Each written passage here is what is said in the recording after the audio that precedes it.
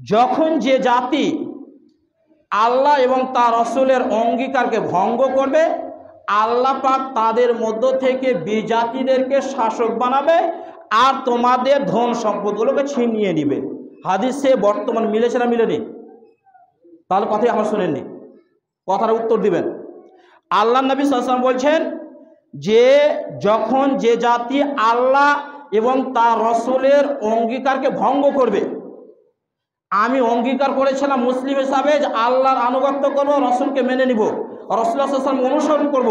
আল্লাহর নবী বলছেন যে ব্যক্তি যে জাতি আল্লাহ এবং তার রাসূলের অঙ্গীকারকে ভঙ্গ করবে, আল্লাহর নবীর আনুগত্য করবে না, আল্লাহ নবী সাল্লাল্লাহু আলাইহি ওয়াসাল্লাম বলছেন তাহলে তাদের মধ্য থেকে যারা বিজাতি তাদেরকে আল্লাহ শাসক বানাবে এবং তোমাদের সেই মাল ধন জমি জায়গা সব ছিনিয়ে দিবে। হাদিসের সাথে বর্তমান প্রেক্ষাপট মিলেছে না মিলেনি? মিলে গেছে। সমাধান? সমাধান কোথায়? সমাধান আসছে আমি পরে, এটা আপনাকে দেখিয়ে দিলাম।